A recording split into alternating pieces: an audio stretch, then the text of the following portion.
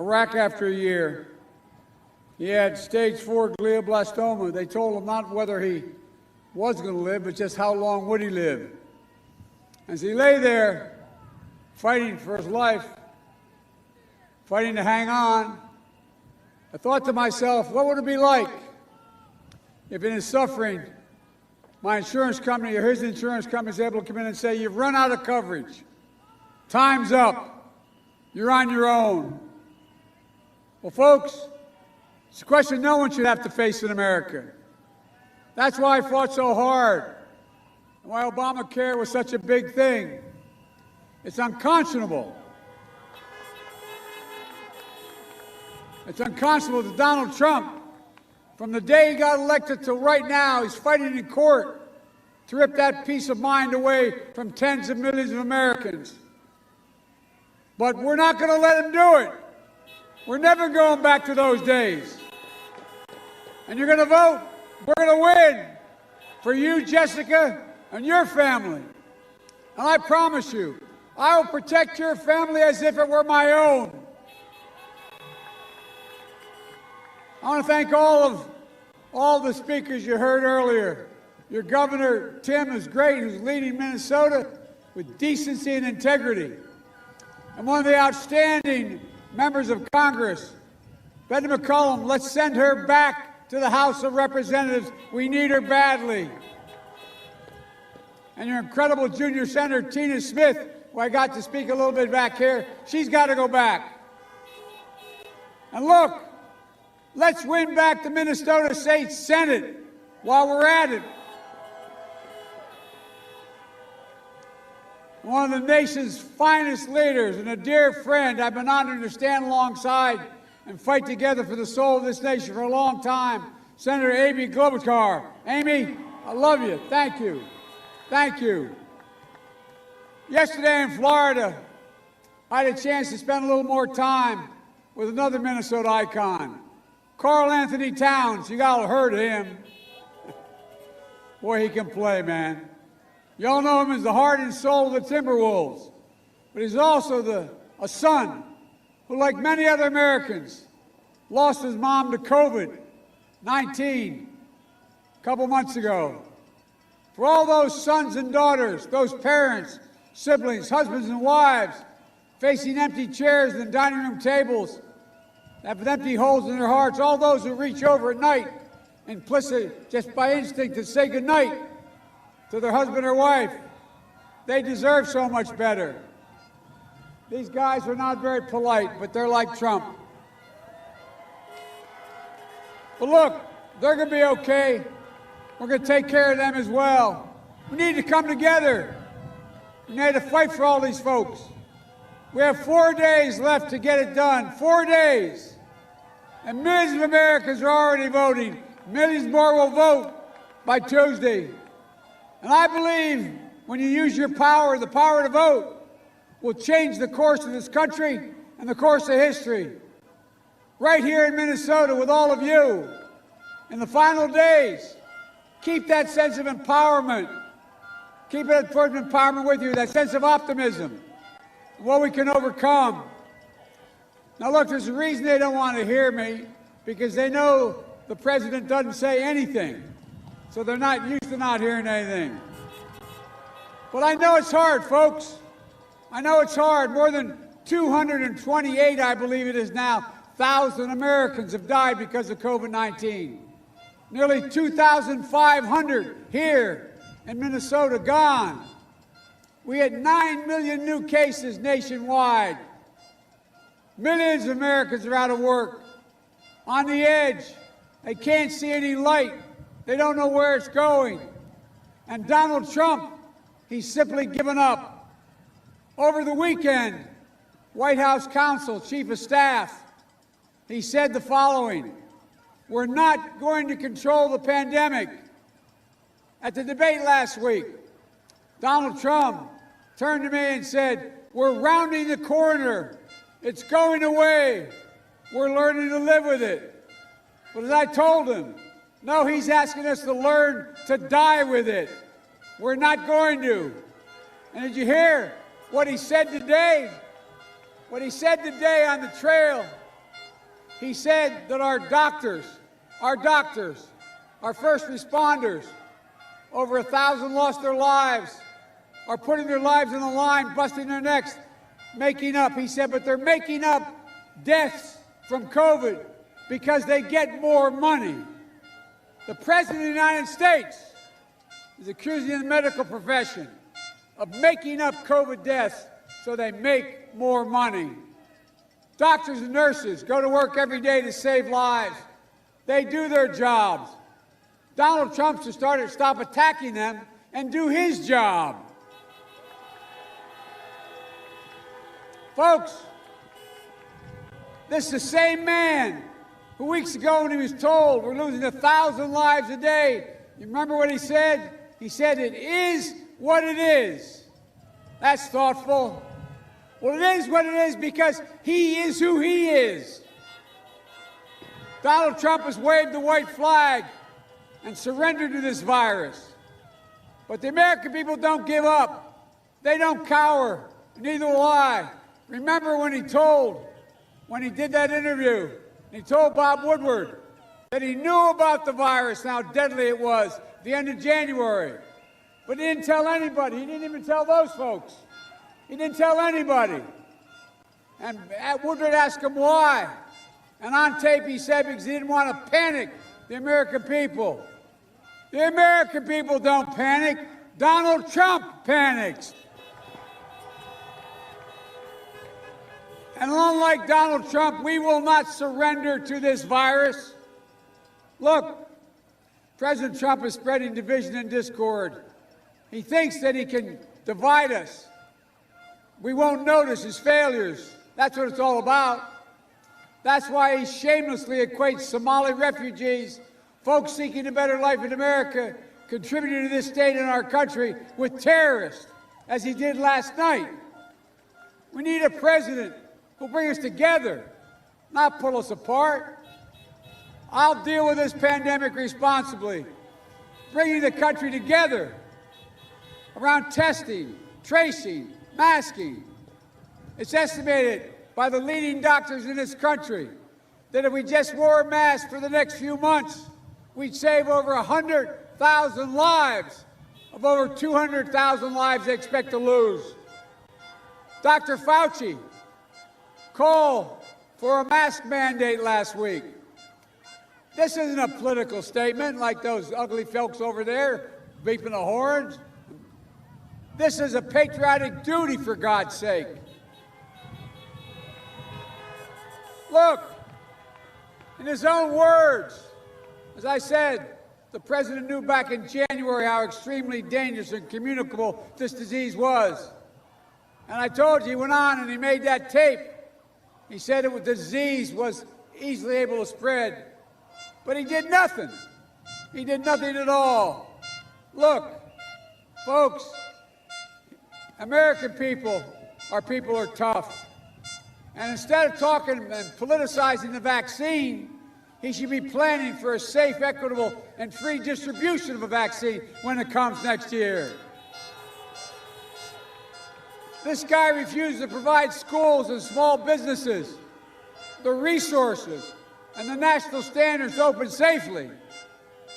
The House of Representatives already passed the money to allow schools to open safely, businesses open safely, to make sure people are paid.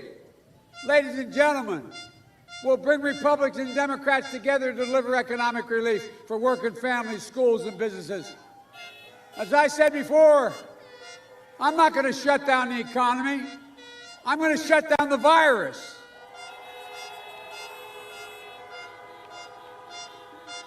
Donald Trump inherited a strong economy that Barack and I gave him. But guess what? Like everything else he inherited, he squandered it. Like everything he's inherited. But we can build back, and we can build back better with an economy that rewards work, not wealth. We can do it without raising taxes on the middle class and working families. I promise you, you have my word, if you make less than $400,000 a year, you won't pay a penny more in taxes. But I tell you what, for the first time in a long time, the wealthiest and biggest corporations are going to start paying their fair share. 91 out of the Fortune 500 companies paid zero in taxes last year. Why? Why should a firefighter, an educator, even that guy blowing that horn, why should he pay? Why should a nurse pay higher tax rates than the super wealthy? Why should you pay more taxes than Donald Trump pays?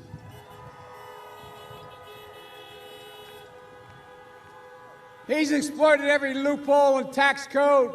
He's run a shell game to avoid paying taxes. If you notice, I've released 22 years of my tax returns. He's not released one single year. What's he hiding? Where's the corruption? According to Trump, the reason why I only paid $750 is because he's smart. Well, what does that make the rest of us to pay our fair share, Mr. President? We're going to deliver tax relief for working families in the middle class, help you buy your first home, pay for health care premiums, or child care, or care for your aging parents, or be able to actually pay for school. Trump got a Supreme Court justice. First time it's ever happened while elections already started. For one reason. He's determined to do what he's been trying to do for 4 years, destroy the Affordable Care Act. If they get their way, 100 million Americans will lose protections for pre-existing conditions. Complications from COVID-19 will be the next pre-existing condition, allowing insurers to jack up your premiums or deny your coverage. And women will again be able to be charged more for the same health care as a man just because they're a woman. Donald Trump thinks health care is a privilege. I think it's your right.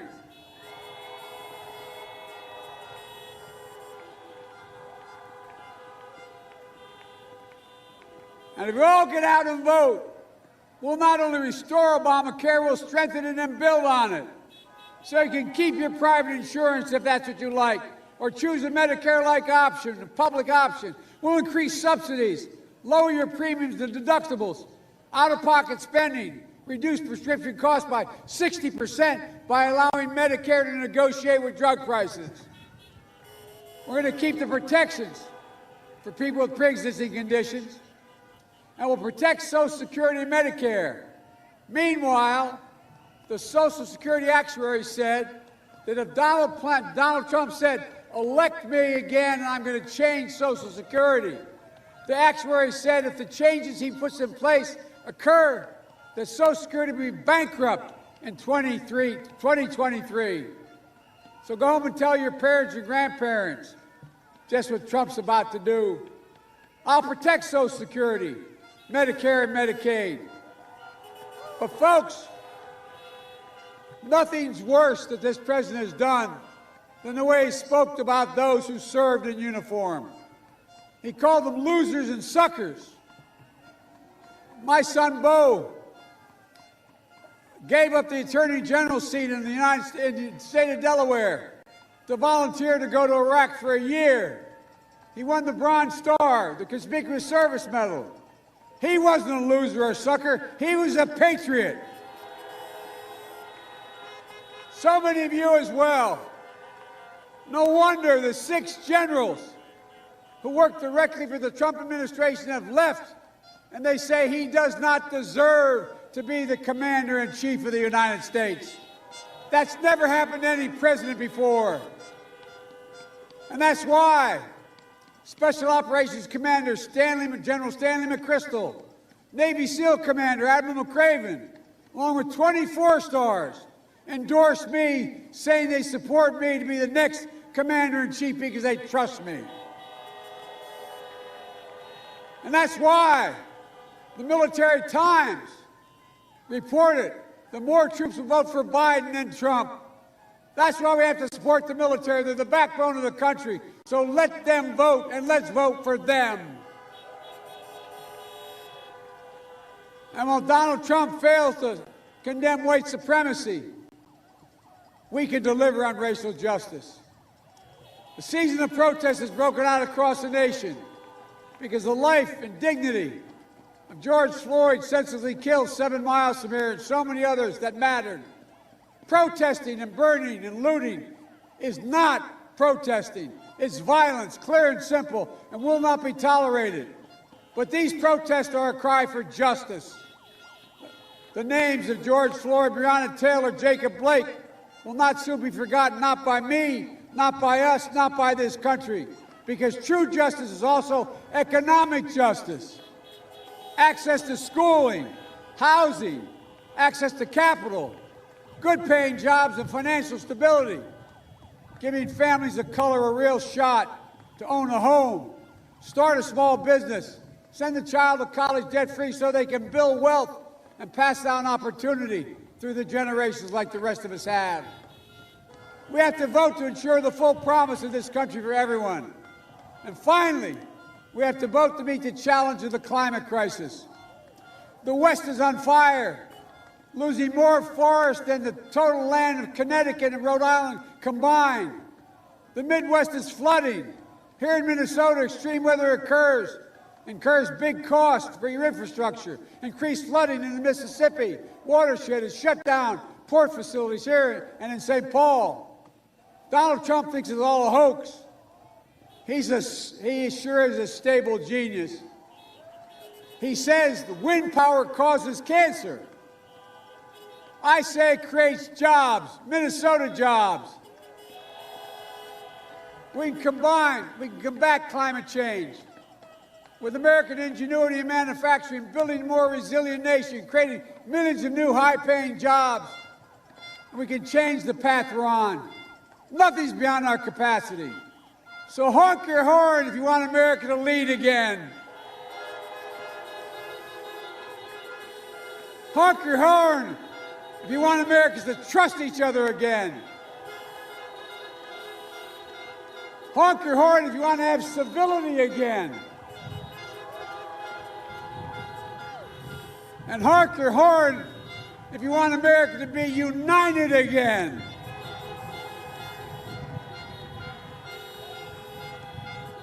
We cannot afford 4 more years of Donald Trump. In 2008 and 12, you placed your trust in me and Barack Obama, and each day we're in office, we work for you and the entire community. I'll do it again in 2020. My campaign is a broad coalition of Democrats, Republicans, Independents, Republican office holders. I'm running as a proud Democrat, but I will govern as an American president. I'll work as hard for those who don't support me as those who do, because that's the job of a president. It's the duty of care for everyone. And you, too, have a sacred duty, the duty to vote. It matters. Minnesota matters. So in the final days, stay empowered, stay optimistic, stay united. Make a plan to vote. Help get out the vote. As Amy said, go to iwillvote.com/MN. Yesterday, the Federal Appeals Court forced a last-minute change in the rules. Absentee ballots have to be received by Tuesday. So if you want your voice to be heard, drop off your ballot. Don't put it in the mail, or vote safely in person any day up through Election Day. But you've got to get it done. And make sure everyone you know votes as well. So they'll not be able to stop us.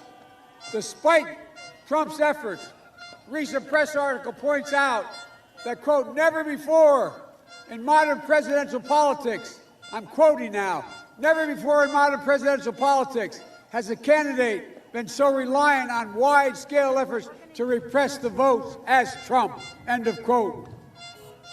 We will not be silenced. Over 85 million people have already voted. 85 million. They've had enough. Look, I'll never forget the words President Kennedy said when he promised to send us to the moon. He said we're doing it because we in America, we refuse to postpone. I refuse to postpone the work America must do. There's nothing beyond our capacity. There's no limit to America, including guys like that. The only thing that can tear America apart is America itself. And that's exactly what Donald Trump has been doing from the beginning.